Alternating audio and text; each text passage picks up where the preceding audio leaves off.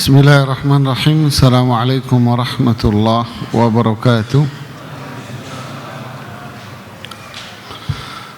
Alhamdulillah, nahmaduhu wa nasta'inuhu wa nastaghfiruhu wa nastahdihi wa natubu ilaih wa na'udzu billahi min shururi anfusina min sayyiati a'malina.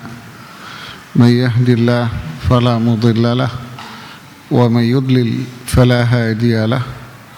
Asyhadu an la ilaha illallah wa asyhadu anna Muhammadan abduhu wa rasuluhu la nabiyya ba'dah, amma ba'd.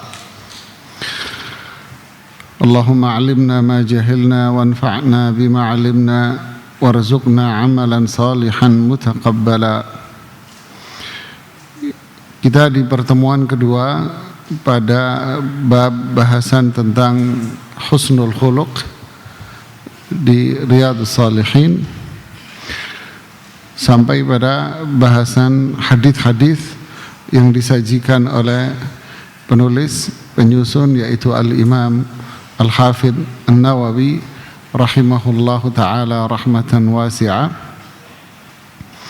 Hadis pertama yang disajikan di bab ini oleh beliau rahimahullahu ta'ala adalah hadis Anas ibnu Malik radhiyallahu ta'ala anhu berkata, kana Rasulullah sallallahu alaihi wasallam ahsanan nasi khuluqa, muttafaqun alaih. Bahwa Rasulullah sallallahu alaihi wasallam adalah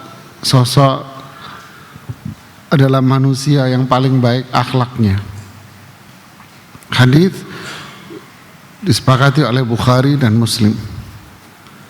Hadis ini menjelaskan akan akhlak Rasulullah sallallahu alaihi wasallam, dan ini seperti yang Allah firmankan di ayat yang sebelumnya, wa innaka la'ala khuluqin azim, sungguh engkau Rasulullah SAW memiliki akhlak yang agung. Dan ini disaksikan oleh para sahabat yang ada di sekitarnya.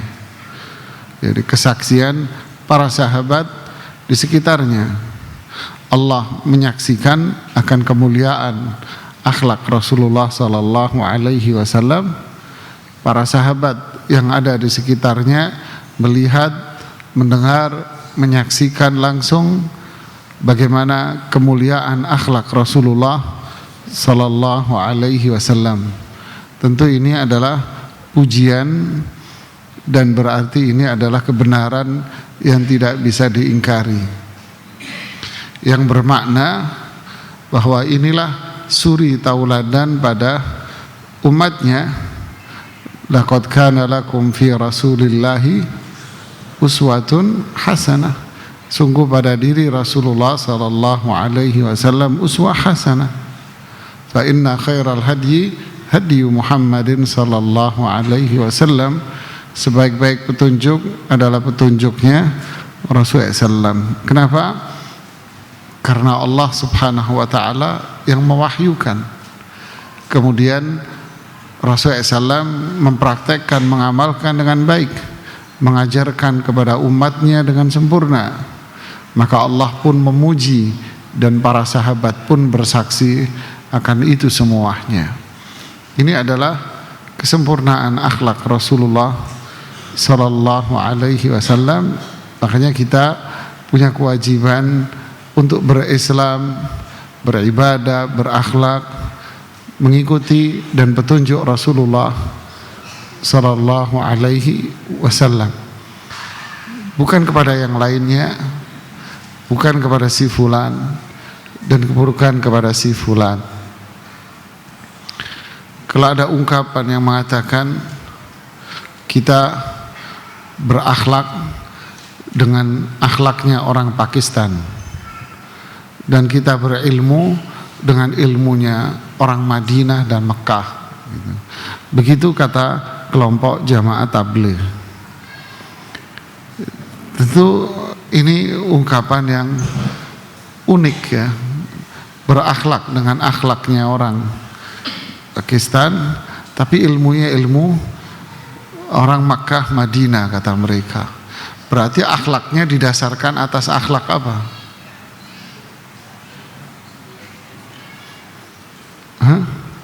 Jadi antara akhlak dengan ilmu enggak dalam satu kota.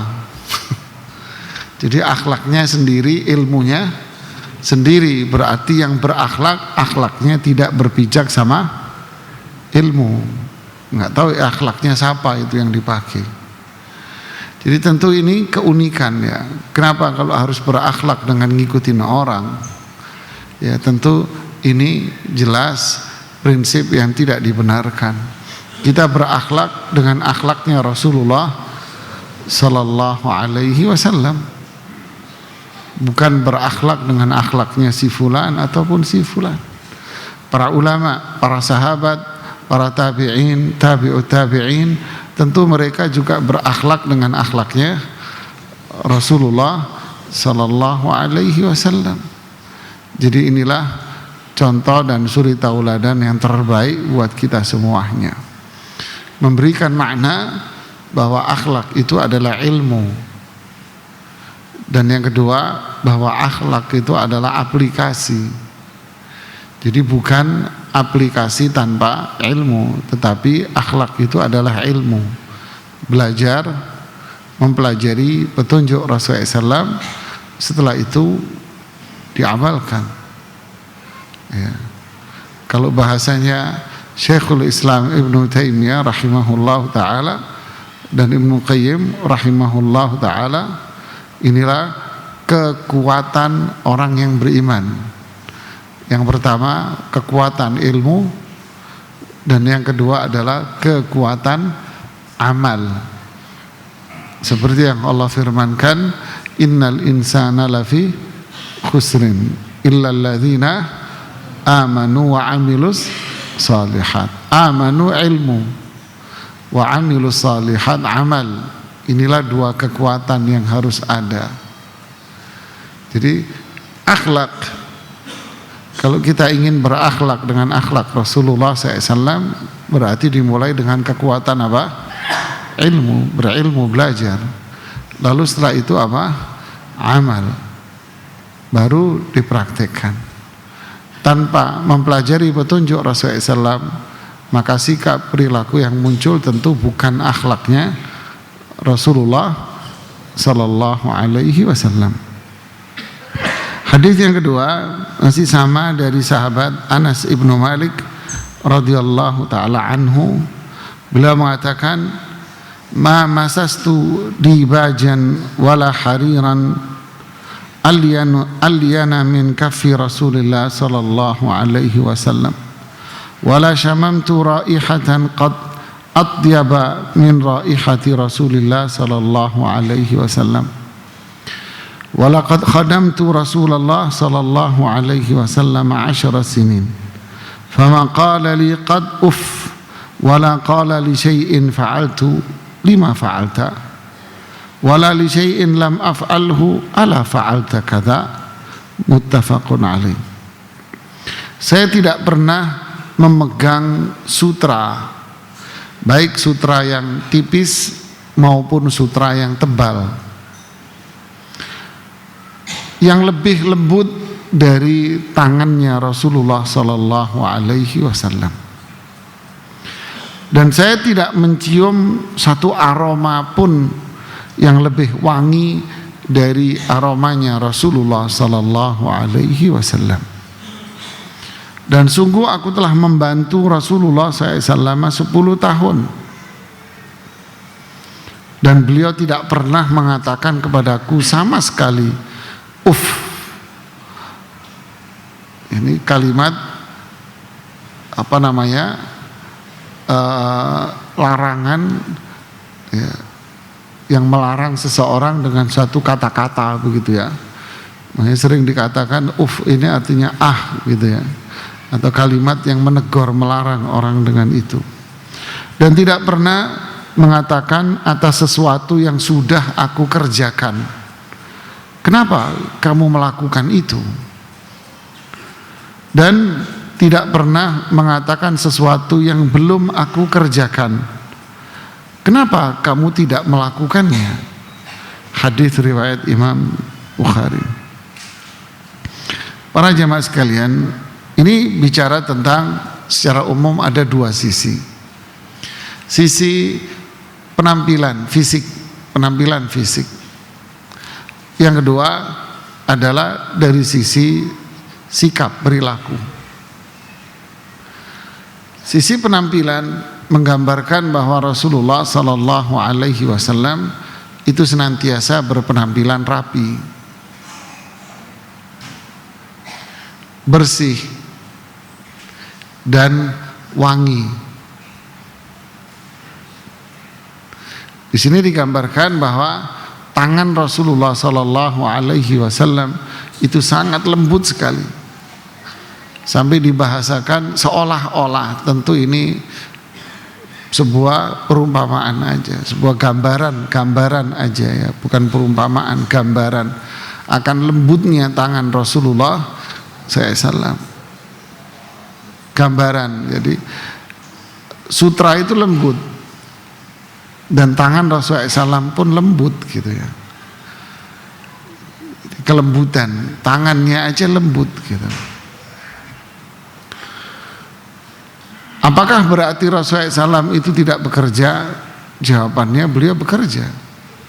Dari muda juga beliau kerja. Beliau dagang, kemudian beliau juga mengembala kambing. Dari kecil beliau sudah diajari dagang sama pamannya Abu Thalib. Kemudian beliau juga mengembala kambing. Seperti sabda Rasulullah SAW, ma min nabiyyin illa wara'al ghanam. Tidak ada seorang nabi pun melainkan dia akan mengembala kambing. Wa inni ar'a qararita min ahli Madinah. Dan aku mengembala kambing dengan upah, beberapa upah milik penduduk Madinah.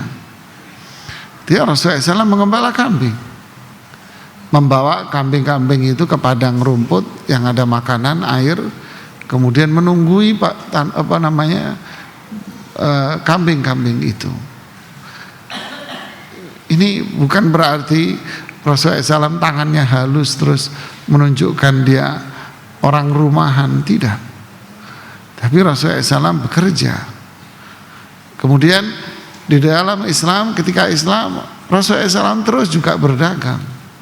Kemudian Rasulullah SAW juga jihad, perang, membawa senjata, melawan pasukan musuh, berdiri di saf terdepan.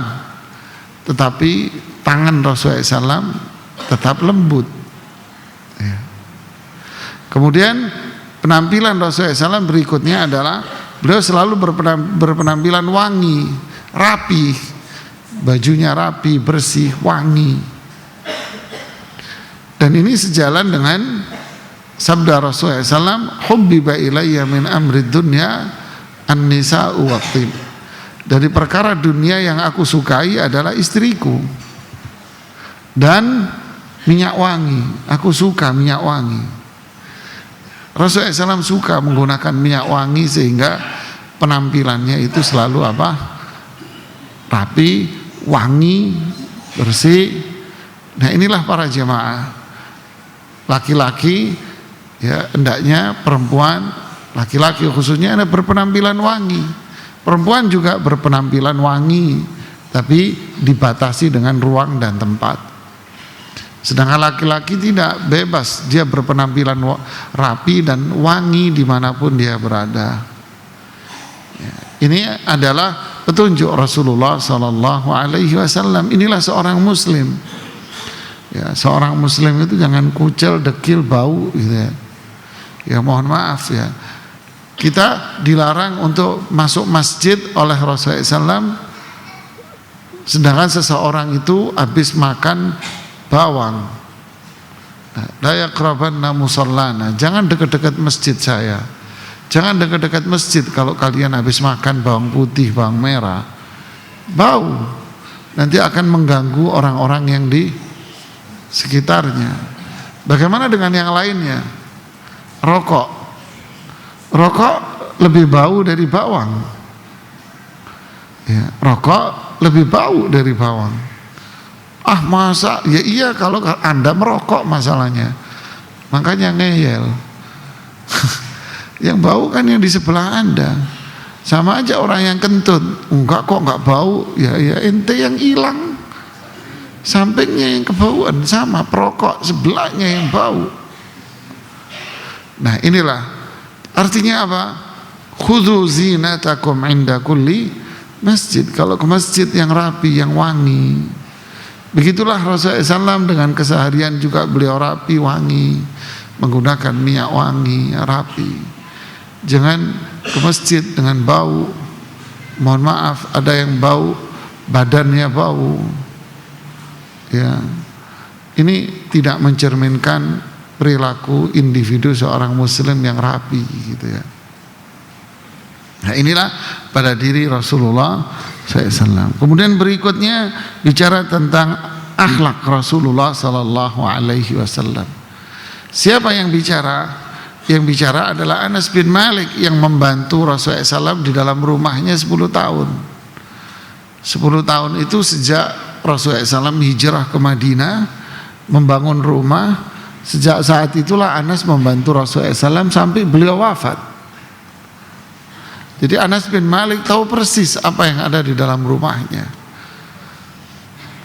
Kalau saya melakukan sesuatu, Rasulullah SAW tidak pernah mengatakan, kenapa kamu berbuat itu? Kenapa kamu melakukan ini? Kalau saya nggak ngelakuin, beliau juga nggak mengatakan, kenapa kamu nggak ngelakuin? Terus ngapain dong?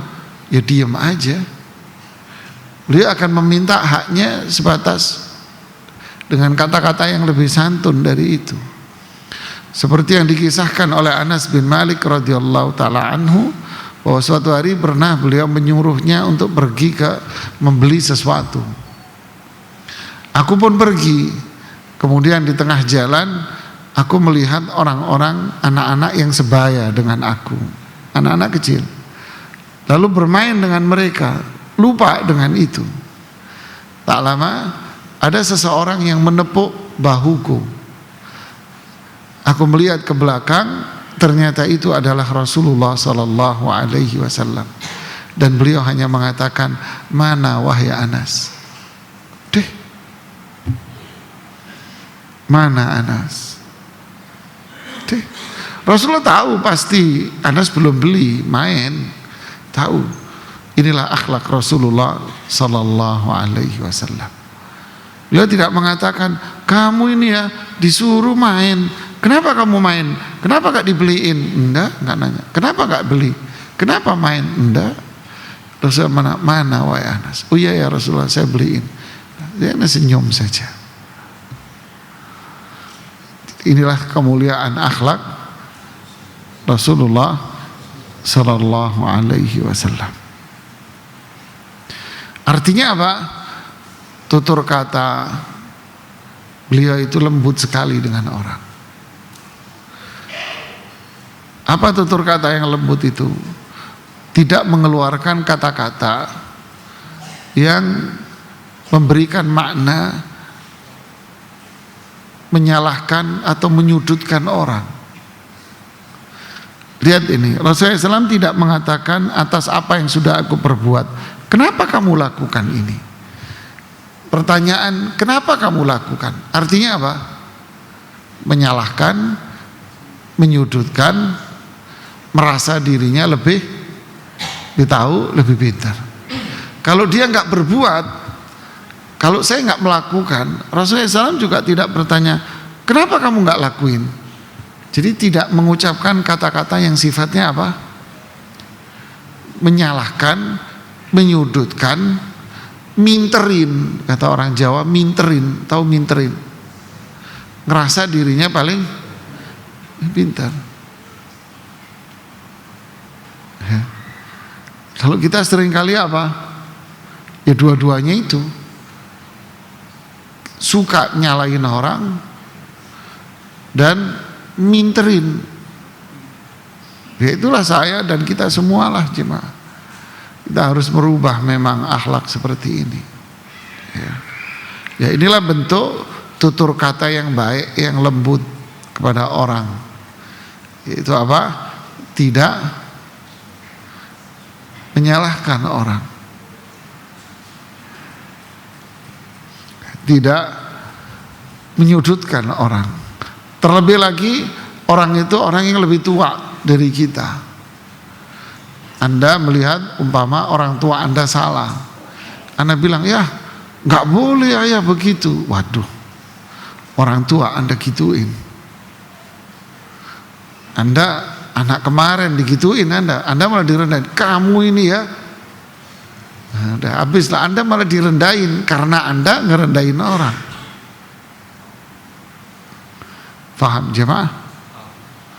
Oke, kita lanjutkan di hadis yang berikutnya. Dari Sa'ab ibnu Jathamah, dari Sa'ab ibnu Jathamah radhiyallahu anhu, sahabat, berkata, ahdaitu Rasulullah sallallahu alaihi wasallam himaran wahsyiya faraddahu alayya falamma ra'a ma fi wajhi qala inna lam naruddahu alayk illa anna hurum. Muttafaqun alaih.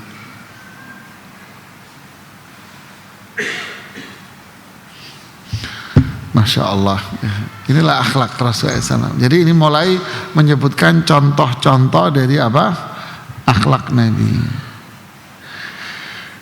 Sa'ab bin Jathamah mengatakan, saya memberikan hadiah kepada Rasulullah sallallahu alaihi wasallam himar wahsyi. Tahu himar wahsyi? Apa? Keledai yang tidak jinak. Keledai yang enggak jinak. Apa maksudnya? Jadi ada keledai jinak, himar ahli jinak, yang hidupnya bersama orang setiap hari sama orang.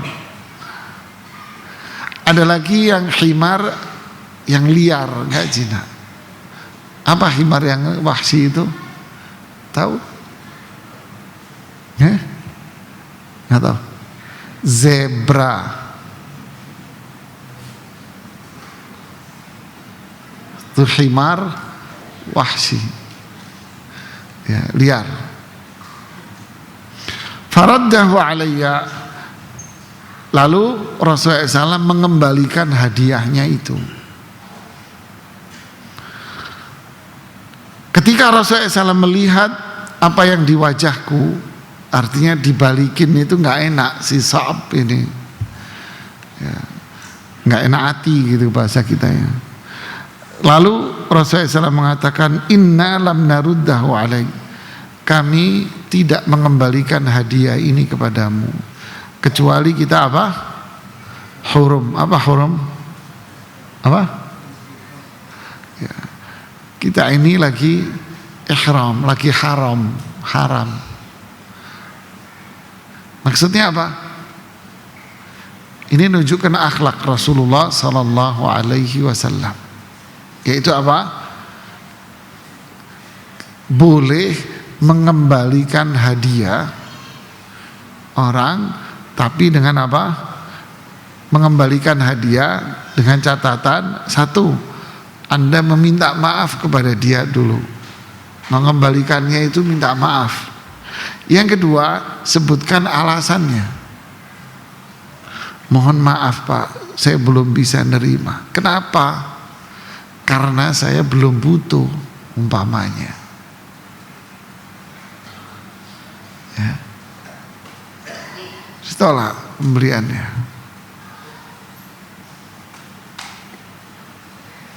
jelaskan alasannya. Kenapa kok harus dijelasin? Hah? Nah, biar jalban lil khatir, kata orang Arab, biar hatinya dia nyaman, gak tersinggung, dan dia nyaman. Oh iya, gak apa-apa, makasih. Orangnya juga akan menghargai ya. Faham jemaah? Ini adalah akhlak yang mulia.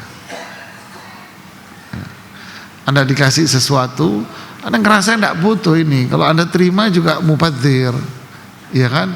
Atau yang kedua, Anda nggak bisa make, Anda nggak bisa menggunakannya. Umpamanya, Anda nggak butuh, Anda nggak memakainya, Anda nggak bisa make dan sebagainya. Alasan itu, Anda terima mubadzir, sayang, atau jadi berlebih-lebihan. Ya. Maka sampaikan, mohon maaf, saya kembalikan hadiahnya, mohon maaf, minta akan sebutkan maaf Anda. Yang kedua, sampaikan alasannya. Nah, inilah termasuk bagian dari apa? Akhlak Rasulullah SAW. Berarti maknanya apa ini? Menghargai orang, hargai orang itu. Jadi kalau ada orang berbuat baik sama Anda, hargai. Kemudian maknanya apa?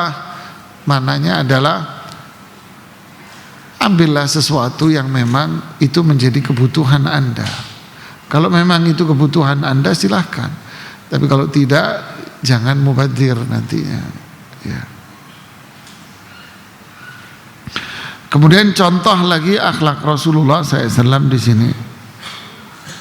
Hadis Nawas bin Sam'an radhiyallahu anhu berkata, Sa'altu Rasulullah SAW 'anil birri wal ithmi, faqal al-birru husnul khuluq wal ithmu ma haka fi sadrik wa karihta an yattali'a 'alaika an-nasu.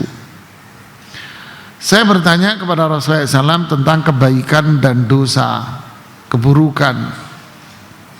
Lalu beliau bersabda, kebaikan itu adalah akhlak mulia, sedangkan perbuatan buruk itu adalah sesuatu yang menjadi beban di hati kalian, jadi beban di hatinya, dan kalian tidak suka orang lain itu mengetahuinya. Hadis ini adalah kaidah untuk mengetahui bahwa apakah yang saya perbuat ini baik atau bukan. Taunya dari mana? Kalau yang saya perbuat ini baik. Tentu untuk menjawab ini berlaku pada siapa dulu? Bagi orang yang beriman. Ini orang yang beriman. Ya. Bagi orang yang beriman untuk mengetahui ini baik atau buruk dari mana. Kalau itu kebaikan, pasti akan menjadikan hatinya itu tenang. Nah, itu cirinya. Kebaikan itu akan melahirkan ketenangan pada jiwanya.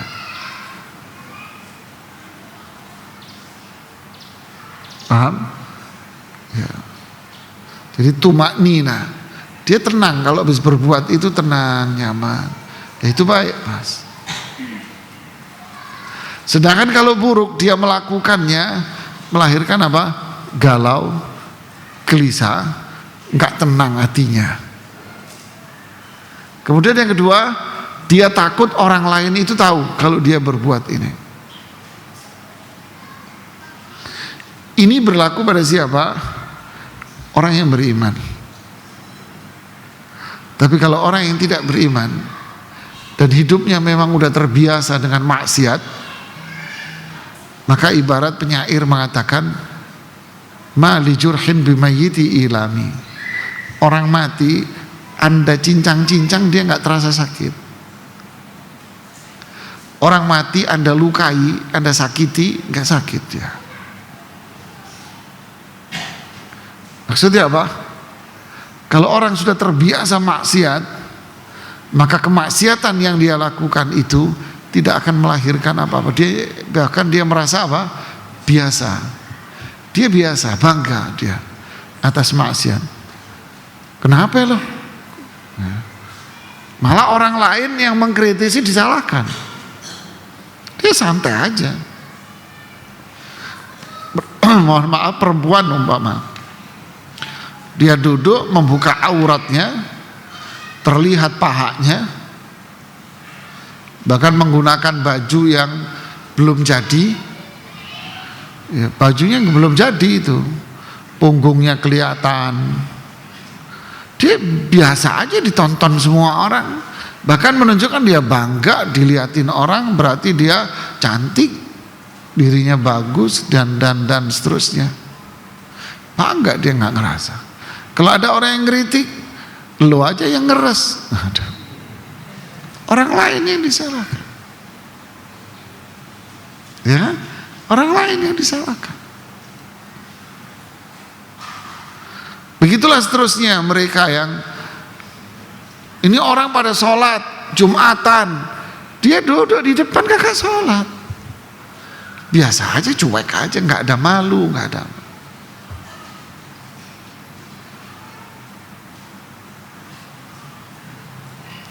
Tidak merasa dirinya bersalah, enjoy, nyaman, nganggep ini biasa, wajar. Saya bertemu dengan seseorang duduk konsul, istrinya yang marah-marah, istrinya yang ngomel, istrinya yang menangis dan sebagainya. Kenapa? Karena suaminya, mohon maaf, hobi suka berzina dengan teman-teman sekantor. Dia santai, dingin, cool dia jemaah. Saya tanya, benar mas? Iya, benar. Gitu aja. Iya, benar. Allahu Akbar. Saya pernah mendatangi seorang ibu-ibu waktu saya masih tinggal di Pondok Kelapa sini dulu, di mana lagi rame di masyarakat anak-anak bahwa ada satu anak kecil yang kelas 4 SD waktu itu, mungkin sekarang sudah kuliah kali itu anaknya ya, 4 SD saat itu. Dia mengerahkan anak-anak kecil yang lain untuk nonton film porno. Akhirnya saya tidak banyak ngomong, nggak saya samperin masjid. Kalau ke masjid dulu rame, saya samperin aja langsung rumahnya. Rumahnya mana? Mana anaknya? Ini. Saya samperin anaknya, Dek. Oh ya om, rumahmu mana Dek? Ini. Emang kenapa Pak? Enggak, saya pengen ke rumahmu, boleh enggak? Boleh, ayo Pak, dianterin saya ke rumahnya sama dia. Anak kelas 4 SD kan polos. Ketemu sama ibunya, ringkas cerita, saya bilang sama ibunya, Bu, Anda tahu yang dilakukan anak Anda? Tahu Pak Ustadz? Manggil saya Pak Ustadz. Tahu Pak Ustadz? Apa? Anak saya suka minta uang. Dia suka katanya main game di warnet. Ya, ada warnet dulu di deretan Pondok Kelapa situ. Main game di warnet. Bu, bener anak ibu main game? Ya saya sih nggak tahu, dibiarin aja lah. Namanya anak-anak. Sampai jam berapa Bu? Ya kadang pulang malam dia biarin. Ibu, saya dapat informasi valid, anak ibu ini mengerahkan anak-anak seusia dia di komplek. Dan anak ibu ini suka nonton porno. Saya nanya ke anaknya, Adik, benar? Iya. Apa reaksi ibunya? Ha, ketawa. Inna lillahi wa inna ilaihi raji'un. Dia jawab, ketawa. Kaget saya, astagfirullahaladzim. Inilah jamaah. Manusia kalau sudah terbiasa dengan sesuatu, maka dia akan dinilai itu suatu hal yang lumrah. Kebiasaannya apa? Kebiasaannya maksiat. Dia menilai maksiat itu apa? Ya lumrah, biasa. Biasa aja. Jadi hadis ini tidak bicara tentang orang yang beriman. Maka Ibnu Qayyim mengatakan orang kalau sudah sampai pada level ini menilai maksiat itu lumrah, bahkan dia merasa enjoy dengan itu, maka ya dia jadi setan sendiri akhirnya. Udah kelas kakap ini, sudah profesor ini. Jadi hadis ini bukan di level itu. Hadis ini orang yang beriman. Jadi kalau dia bermaksiat, kalau bingung dia dalam hatinya, dia takut orang lain itu tahu. Ya, ini ada iman dia dalam hatinya. Berarti yang dia perbuat itu buruk, gitu. Tapi dia sadar bahwa ini apa? Buruk. Ya. Kemudian faedah lain dari hadis ini adalah menjelaskan kebaikan itu apa? Kebaikan itu adalah akhlak mulia. Padahal di dalam surat Al-Baqarah Allah menjelaskan laisal birra an tuwallu wujuhakum qibalal masyriqi wal maghrib walakinnal birra man amana billah, dan seterusnya. Bukanlah kebaikan itu Anda memalingkan wajah ke kanan ke kiri, bukan, ke timur ke barat, bukan. Yang baik itu adalah disebutkan di situ rukun iman, kemudian rukun Islam, kemudian disebutkan akhlak seorang muslim. Nah inilah namanya kebaikan. Dari hadis ini disebutkan kebaikan itu akhlak. Berarti akhlak itu apa? Iman, tauhid. Berarti akhlak itu apa? Ketaatan, kepatuhan. Berarti akhlak itu apa? Berbuat baik dengan sesama. Ini semua adalah kebaikan. Jadi kalau ada orang yang syirik, bid'ah, tapi kelihatan di depan orang santun, baik, omongannya wah luar biasa, sudah, ya dia hanya sebatas satu sisi level yang perilaku, sedangkan yang lebih utama lagi akhlak sama Allah, akhlak sama Rasulullah SAW tak punya dia, sama Allah syirik, beda, tak menunjukkan akhlak sama Rasulullah SAW. Berarti yang muncul pada dirinya tidak mencerminkan akhlak yang baik seorang muslim. Oke, hadis yang berikutnya adalah hadis Abdullah bin Amr bin As radhiyallahu anhuma berkata, "Lam yakun Rasulullah sallallahu alaihi wasallam fahishan wala mutafahisha. Wa kana yaqul inna min khiyarikum ahsanakum akhlaqa." Muttafaq alaih. Abdullah bin Amr bin As mengatakan bahwa Rasulullah SAW bukan seorang yang fahish atau mutafahish. Al-fuhsh itu apa? Tafahush. Al-fuhsh ini artinya sesuatu yang buruk, ucapan, perbuatan. Fuhsh itu ngomong jorok, kotor, ucapan yang nggak benar, jorok, kotor, itu fuhsh. Perbuatan kasar, itu fuhsh. Fahish, mutafahish beda. Mutafahish artinya orang yang berusaha untuk ngomong kotor. Kok aneh? Ya karena agar dianggap gaul, agar dianggap kuat, agar dianggap pemberani, ya, agar dianggap berani dia dengan ngomong seperti itu. Akhirnya kalau sudah terbiasa, maka jadi orang yang fahish, punya kebiasaan ngomong berbuat buruk.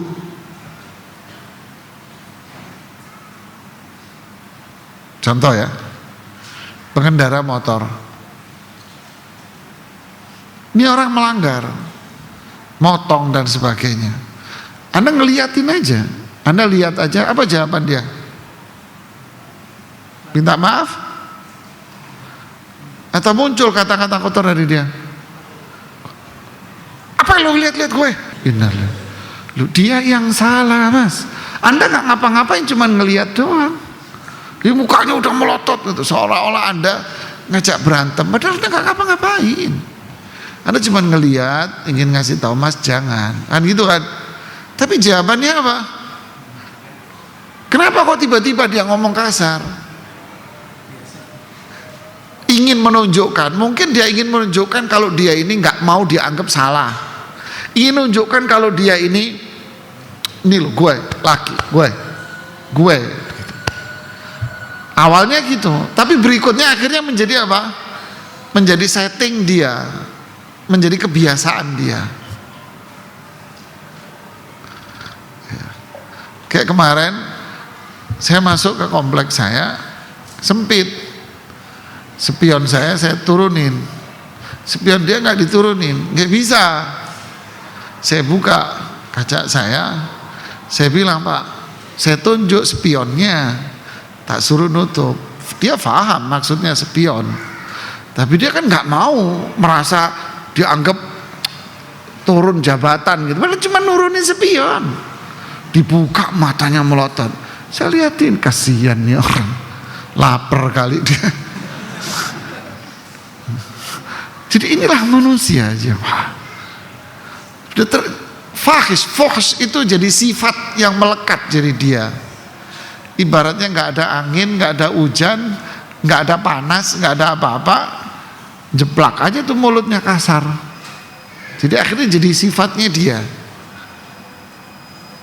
Ngelihat doang, apa lu lihat-lihat, kasar.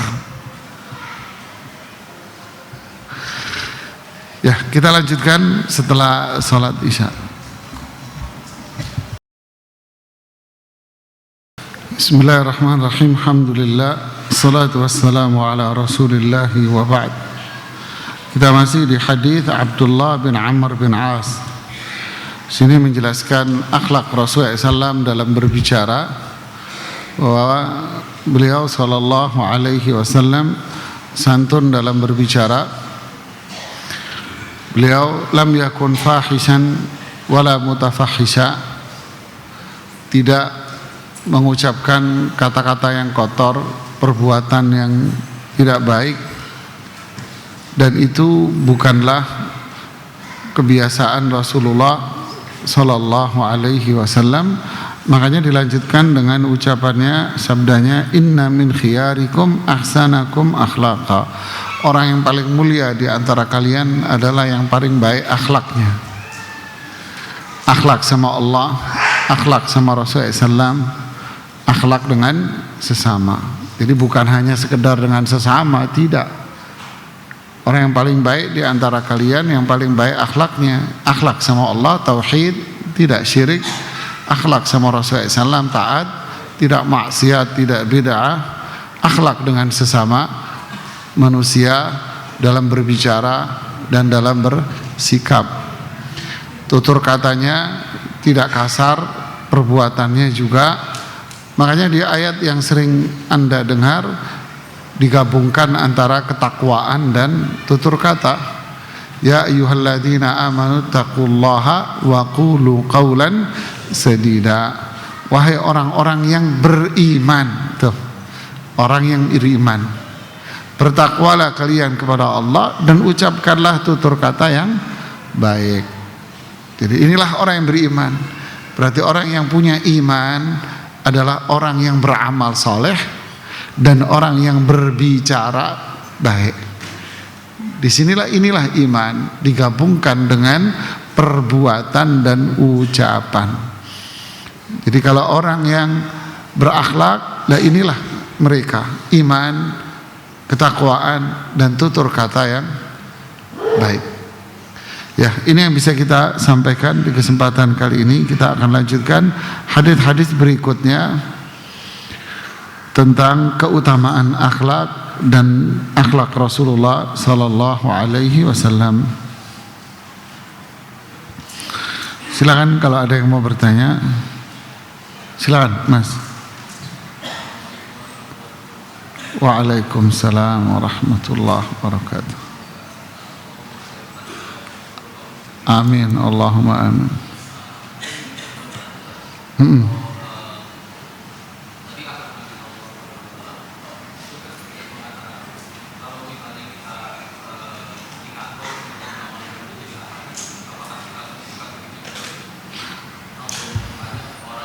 Gimana kalau di kantor?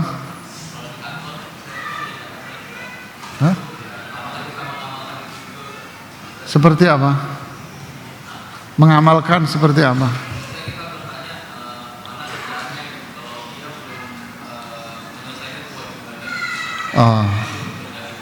Oh ya, ya. Bagaimana kalau kita di kantor? Apakah kita mengamalkan seperti yang disampaikan oleh Anas ibnu Malik tadi?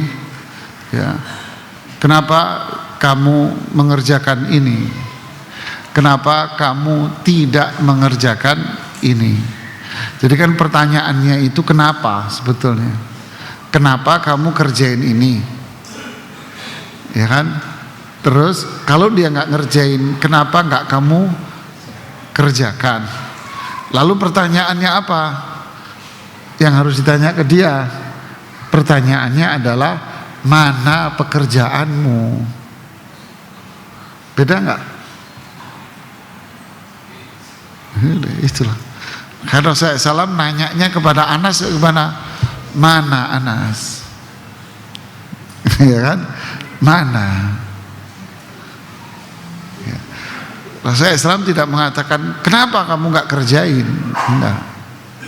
Mana karyawan datang, ya, mana pekerjaannya, bagaimana progresnya, bagaimana perkembangannya, ya. Ya. Kalau dia melakukan sesuatu perbuatan, ya Anda tinggal nanya kenapa dia berbuat itu, umpama Anda yang ngajak, coba sampaikan kepada saya. Apa dasar Anda melakukan ini? Kenapa ini bisa muncul gitu kan? Ditunjukkan, nanya argumennya, dasar. Tidak ada apa-apa kalau orang nanya argumen. Ada lagi yang bertanya? Ini ada pertanyaan.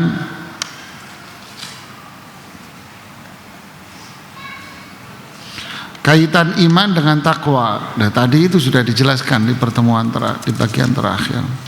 Iman itu apa? Keyakinan dalam hati. Apa yang diyakini? Yang diyakini adalah prinsip-prinsip iman, yaitu iman kepada Allah, tentang malaikat, tentang kitab-kitab, tentang Rasul, tentang hari akhir, tentang takdir. Ini hal-hal, poin-poin ini harus dia kenal, dipelajari agar menjadi sebuah keimanan. Setelah itu iman ini harus ada muncul hasilnya, harus muncul dalam perbuatan, sikap dia, perilaku dia, ketaatan dia, kepatuhan dia, tutur kata dia. Nah, semua ini akhirnya menjadi satu kesatuan yang nggak bisa dilepas yang namanya iman. Makanya Rasulullah SAW juga menyebut takwa itu iman. At-taqwa hahuna. Takwa itu di sini. Rasulullah SAW sebut takwa itu iman. Jadi ini tiga hal ini tidak bisa terlepas. Prinsip-prinsip keimanan yang harus dipelajari agar lahir namanya akidah, keyakinan, ikatan yang kuat. Lalu ini harus muncul dalam sebuah perbuatan dan harus muncul dalam sebuah ucapan, tutur kata. Makanya iman ini dicontohkan oleh Allah di dalam Al-Quran seperti pohon. Apa itu? Akarnya kuat. Ketika akarnya kuat, pasti batangnya besar, pasti batangnya akan tumbuh. Ketika batang tumbuh, akar ada, batang ada, pasti akan ada ranting dan buah. Daunnya pasti ada. Tapi kalau ada orang mengatakan dia imannya bagus Pak, tapi tidak muncul ketaatan, kepatuhan, tutur kata, ya artinya akarnya mati dong. Kalau akarnya sehat, pasti pohonnya tumbuh. Tapi kalau akarnya mati, ya pasti nggak ada batangnya, nggak ada pohonnya. Inilah perumpamaan yang Allah sebut tentang iman di surat Ibrahim. Ya.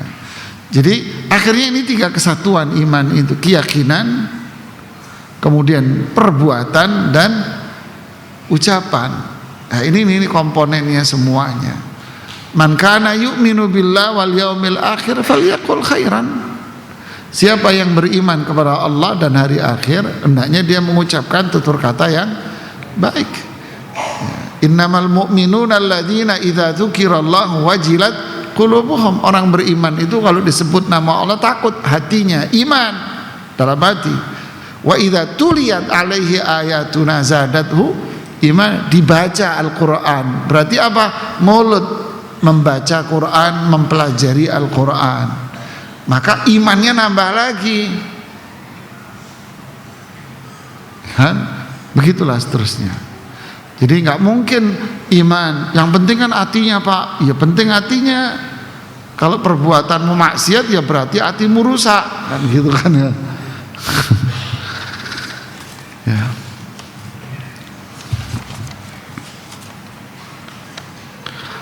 Anak-anak penghafal Quran, alhamdulillah. Sekarang sudah hafal Quran 30 juz. Tapi anak-anak belum diakikahkan. Agar benar anak kalau belum diakikahkan menghafal Quran, pahalanya enggak sampai ke orang tuanya. Enggak nyambung Pak. Nyambungnya kemana ini? Akikah itu hukumnya sunnah Pak. Hukum fikihnya sunnah. Artinya sunnah itu apa? Kalau Anda di saat itu memiliki uang, ya kerjain akikahnya. Tapi kalau Anda nggak ada uang, nggak ada biaya untuk melakukan akikah, ya udah nggak apa-apa. Karena memang akikah pada dasarnya apa? Sunnah, tidak wajib. Paham Pak? Akikah ini tidak wajib Pak. Ya. Jadi nggak ada kaitannya sama menghafal Quran, sholat. Berarti kalau nggak diakikahin, nanti hafalan Qurannya nggak nyambung, berarti sholatnya nanti nggak diterima gara-gara nggak diakikahin. Alah wis Pak, lebaynya kelewatan Pak. Akikah ini sunnah Pak, amalan sunnah, dikerjakan dapat pahala, nggak dikerjain nggak apa-apa. Punya uang, punya biaya, kerjain karena itu pahala kemuliaan. Nggak ada biaya ya udah nggak apa-apa. La yukallifullahu nafsan illa. Sampai ngutang-ngutang nggak boleh, malah Anda memaksakan diri. Ya. Ada lagi? Ya silakan.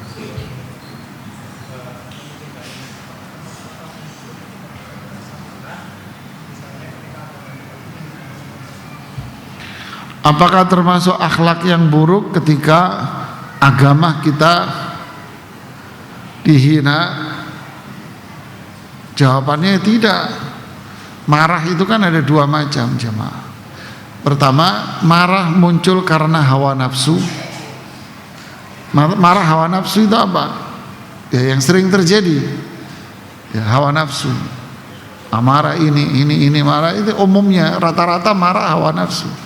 Yang kedua, marah karena muncul iman, yaitu melihat Islam dihina, Al-Quran dihina, kita marah. Oke, berikutnya marah, kemudian apa lawannya? Suka. Ini perbuatan apa? Perbuatan hati atau fisik? Hah? Hati Mas. Cinta hati. Cinta lawannya apa? Marah. Ya kan? Cinta lawannya benci. Marah lawannya hilm. Hilm itu mengendalikan amarah lawannya. Ini marah, lawannya marah itu hilm. Nanti jadi bahasan sendiri di sini. Setelah bab ini. Ini semua perbuatan apa? Hati. Saya cinta sama orang. Saya benci sama orang. Saya marah sama orang. Bagaimana? Hati Mas. Marah, membenci, saya suka hati. Ya. Si fulan menghina Islam. Saya benci sama dia. Saya marah sama dia. Oke, bentuk amarah saya kepada dia apa? Ini penting ini untuk difahami. Bentuk amarah kita sama dia gimana? Anda samperin dia, Anda tonjokin dia, kan marah. Atau Anda maki-maki dia di media sosial, tuh fulan menghina Islam, Anda maki-maki dia di media sosial, apakah itu marah? Bukan, Mas. Artinya apa? Anda membalas keburukan dia dengan keburukan. Karena maki-maki itu bukan Islam juga tadi. Rasulullah SAW bukan orang yang suka maki-maki orang. Saya marah, Mas. Beda dengan mereka yang hobinya demo dan sebagainya. Ini Islam dihina, kelompok-kelompok ini masih aja pengajian. Ayo turun ke jalan, tunjukkan Anda macam-macam kan. Anda ini zadatinu balla. Ini udah becek.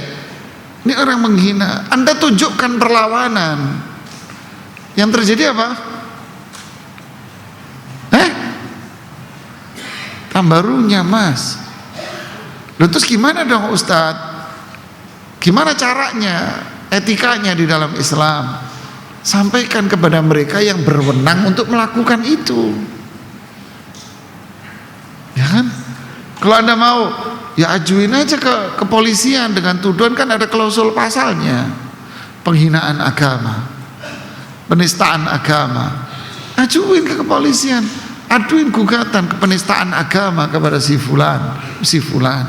Udah selesai, Mas. Biar mereka polisi yang ngurus, pihak berwajib yang ngurus. Jangan Anda semua jadi polisi, ikut turun ke jalan, marah-marah di jalan. Kami menuntut.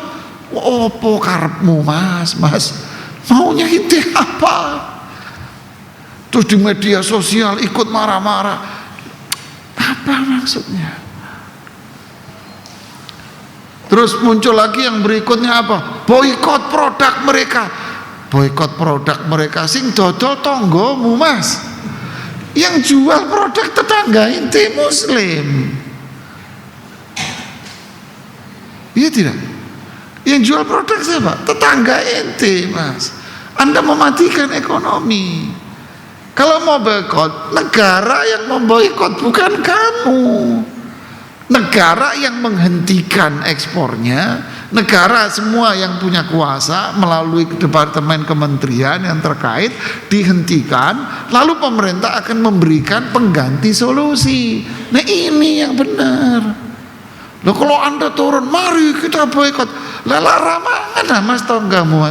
Tetangga ente nggak makan, Mas.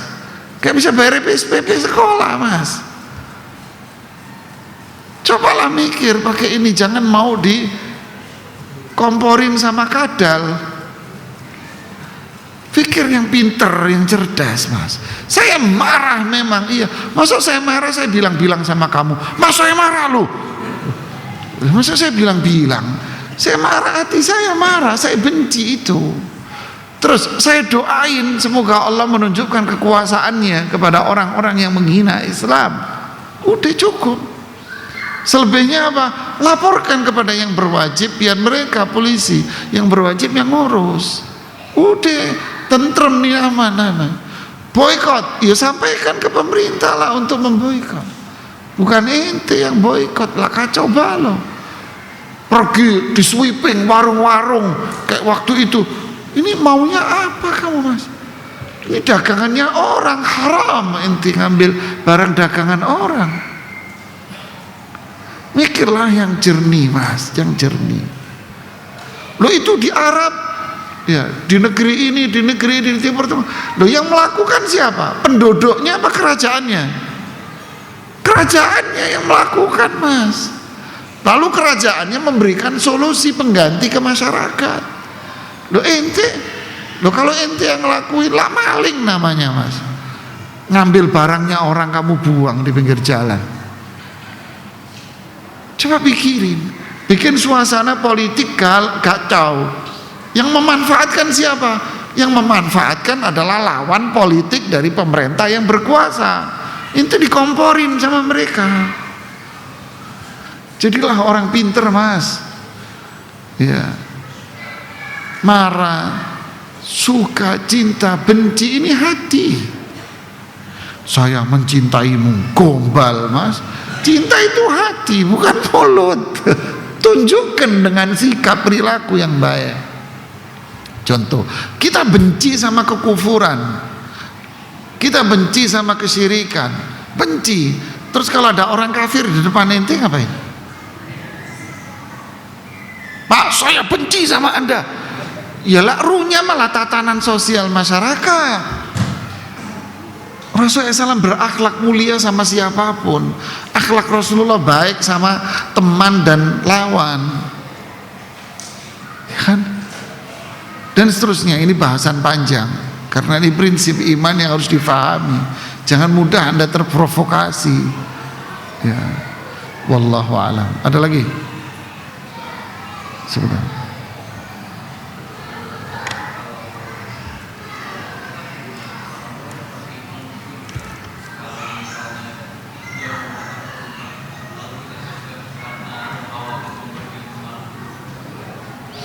Nah ini orang tua non muslim terus mau ke rumah atau apa, boleh dicegah? Itu pertanyaannya. Ya, khawatir memberikan perlawanan buruk kepada yang lain, dampak buruk kepada yang lain. Akhi fillah, barakallahu fik. Alhamdulillah ente tanyakan. Kalau ente nggak nanya jadi bahaya buat ente. Rasulullah SAW punya istri radhiyallahu ta'ala anha, namanya Ummu Habibah. Nama aslinya Romlah. Siapa beliau? Ummu Habibah bintu Abi Sofyan, putranya Abu Sofyan. Ibunya namanya Hindun, yang terlibat dalam pembunuhan terhadap Hamzah di perang Uhud. Bapaknya Abu Sofyan, ketika Ummu Habibah nikah sama Rasulullah SAW, ayahnya Abu Sofyan, ibunya Hindun, dua-duanya belum masuk Islam. Bahkan Abu Sofyanlah yang memimpin pasukan terdepan untuk melawan dan membunuh Rasulullah Sallallahu Alaihi Wasallam. Istrinya membantu suaminya dalam hal itu, tapi anaknya muslimah mukminah, istri Rasulullah Sallallahu Alaihi Wasallam. Sebelum penaklukan kota Makkah, Abu Sufyan datang ke Makkah karena dia merasa melanggar perjanjian Hudaybiyah. Ini cerita sejarah lah, panjang. Melanggar dia perjanjian Hudaybiyah. Resiko dari pelanggaran perjanjian itu bahwa mereka siap untuk diserang. Ketakutan karena setiap pertempuran mereka selalu kalah.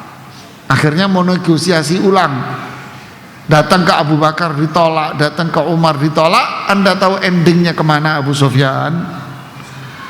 Ke rumah putrinya, ngetok rumah putrinya, dipersilahkan sama Ummu Habibah untuk masuk ke dalam rumahnya. Notabene rumah siapa? Diizinkan masuk.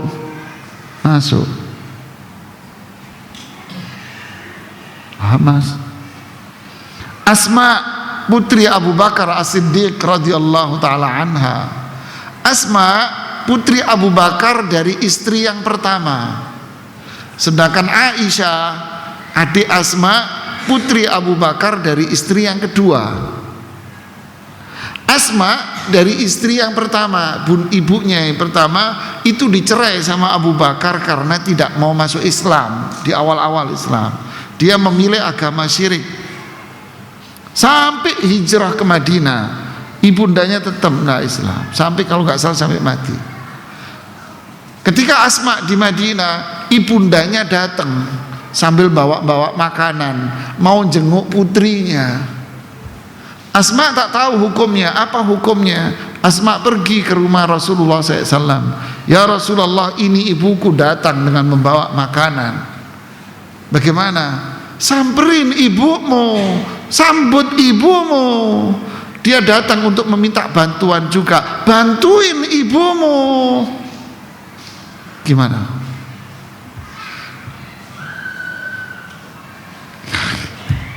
Di ayat Al-Quran, wa in jahadaka ala an tusyrika bi ma laysa laka bi ilm fala tuti'huma. Kalau kedua orang tuamu mengajak kalian berbuat syirik, jangan ditaati. Terus Allah bilang apa? Usir orang tuamu, jauhi orang tuamu. Begitu? Enggak. Wasahibhuma fid dunya ma'rufa. Bergaulah dengan orang tuamu dengan cara yang baik. Tambahin lagi kisah Abdullah ibnu Ubay ibnu Salul. Setelah terbongkar kedoknya dia dalam pertempuran suku Mustalik. Makanya baca sejarah jamaah. Membaca media sosial nggak ada manfaatnya ya. Ngusrek apa itu, kuprak itu loh, Instagram pakai tangan. Baca sejarah inti. Dalam pertempuran suku Mustalik, di situ Abdullah ibnu Ubay bin Salul, tokoh munafik, berusaha ngadu domba antara sahabat Muhajir dengan sahabat Ansar. Terkuak kedoknya dia dengan turunnya surat Al-Munafiqun. Terkuak kedoknya dengan turunnya surat Al-Munafiqun. Kemudian berulah lagi yang kedua. Apa itu? Dia membuat tuduhan keji bahwa Aisyah berbuat zina dengan Sofwan ibnu Mu'attal. Bayangin itu, gak main-main loh. Anaknya Abdullah bin Ubay namanya Abdullah bin Ubay bin Salul. Jadi nama anak sama bapak sama. Dia datang menemui Rasulullah sallallahu alaihi wasallam. Ya Rasulullah, saya mendengar bahwa engkau hendak membunuh ayahku. Anaknya ini datang. Saya mendengar bahwa engkau hendak membunuh ayahku. Mau ngapain dia? Ya Rasulullah, jika engkau menyuruh orang lain untuk membunuh ayahku, lalu aku melihat sang pembunuh ayah ini berkeliaran di Madinah, saya nggak bisa. Saya akan bunuh orang yang membunuh ayahku. Berarti saya membunuh orang yang beriman. Saya masuk neraka nanti. Daripada begini, jangan suruh orang lain untuk membunuh ayahku. Biar aku yang gorok leher bapakku sendiri. Ya coba. Naik pitam dia dengan perbuatan bapaknya. Apa kata Rasulullah? Da'hu, biarin ayahmu. Fa ahsin suhbatahu. Kamu harus berbuat baik sama bapakmu ya. Allahu Akbar. Dan Rasulullah SAW mengatakan pula apa? Narfuquhu wa nuhsinu ilaihi madama baina adhurina. Kita akan terus bersikap lemah lembut sama Ibnu Ubay. Dan kita akan terus berbuat baik sama Ibnu Ubay selama dia tinggal bersama kami. Biarin, jangan. Pulanglah sang anak ke rumahnya. Cerita belum selesai. Dia berdiri di depan rumahnya nungguin bapaknya pulang. Habis melakukan ulah yang begitu hebat itu, ditungguin, bapaknya pun datang. Lalu dia melihat wajah bapaknya sambil mengatakan, dituding muka bapaknya, Anda telah melakukan kehinaan. Yang hina kamu dan yang mulia adalah Rasulullah sallallahu alaihi wasallam. Kamu tidak saya izinkan untuk melewati sini. Gak boleh dikasih masuk sama anaknya. Rasulullah SAW pas ada di situ. Dipanggil, ya Abdullah. Wahai Abdullah, maksudnya anaknya. Gak boleh kamu berbuat segitu. Berbuat baiklah sama ayahmu. Biarkan ayahmu bertinggal di rumahmu. Ayo mas. Akhlak apa ini? Inilah Islam Pak. Ini Islam Pak. Ya, sama juga jawabannya dengan ini tadi. Si fulan menghina, ini bukan menghina lagi. Nuduh Aisyah zina. Ngadu domba sahabat Muhajirin wal Ansar, diadu domba sama dia. Ini parah sudah. Dan orangnya di depan mata. Ayatnya turun surat Al-Munafiqun segelondong. Bahkan dia mengatakan bahwa Rasulullah SAW adalah orang hina. Para sahabat Ansor itu orang-orang hina. Kita yang mulia, mereka itu hina semua. Dihina bisa-bisa. Allah nurunkan surat Munafiqun. Umar naik pitam jamaah. Disamperin, ya Rasulullah, izinkan aku untuk gorok lehernya Ibnu Ubay. Jangan wahai Umar. Nanti orang akan mengatakan Muhammad membunuh temannya. Maksudnya apa? Tambah kacau suasananya. Kamu jangan tambah dikomporin sama orang. Tuh lihat tuh, ya kan? Ini orang memang gak suka. Dia memang kelompok yang tidak suka dengan persatuan umat. Padahal dia yang memicu. Ya tidak? Ya ini yang terjadi. Anda terpancing dengan provokasi mereka. Ketika Anda terpancing, bola dilempar ke Anda. Anda yang dituduh anti persatuan. Padahal yang memancing dia. Ya akhi, jangan mau jadi ikan lele ente. Jangan mau jadi ikan yang terpancing. Biarin. Dia mencaci maki, kita benci, kita doain. Semoga Allah memberikan hidayah sama dia. Narfuquhu wa nuhsin ilaihi madama baina adhurina. Kita akan lembut sama dia, kita berbuat baik sama dia selama dia hidup di tengah-tengah kita. Ini kaidahnya. Faham jemaah? Saya bicara panjang lebar ini kepada siapapun orang yang membenci dakwah kita, siapapun yang membenci dakwah tauhid, siapapun yang membenci dakwah sunnah, biarin dia. Doakan dia, semoga Allah memberikan hidayah. Kalau bisa berbuat baik sama dia, lembutlah sama dia. Bukan kewajiban kita untuk menghukum. Allah yang akan menghukum. Sudah biarkan. Anda lawan dia, Anda hadang dia, itu yang dia cari. Bola akan justru dilempar ke Anda yang akan salah. Terjadi kan? Banyak akhirnya masjid-masjid, akhirnya Anda yang salah, akhirnya masjid Anda diambil alih sama mereka, dan Anda yang dituduh, padahal mereka yang mancing. Paham? Terus gimana? Sing waras, diam mas, diam. Ya, kalau perlu tindakan hukum, ada kepolisian, pergi ke kepolisian. Sudah, kalau perlu tindak, kalau nggak perlu nggak usah. Ya, kalau nggak perlu nggak usah. Maafkan dia, khudhil afwa. Maafkan orang-orang itu. Doakan dia, semoga Allah memberikan hidayah. Justru inilah yang menjadikan dakwah ini semakin apa? Semakin wangi di mana-mana. Aromanya semakin wangi, semakin tersebar di mana-mana. Orang bodoh jangan dilawan mas. Ya, para ulama bilang apa? Kunci melawan orang bodoh itu diem mas. Ya, wallahu alam shawab. Ini bisa saya sampaikan, semoga manfaat buat saya dan kita semua. Subhanakallahumma bihamdik, asyhadu an la ilaha illa anta, astaghfiruka wa atubu ilaik. Assalamualaikum warahmatullahi wabarakatuh.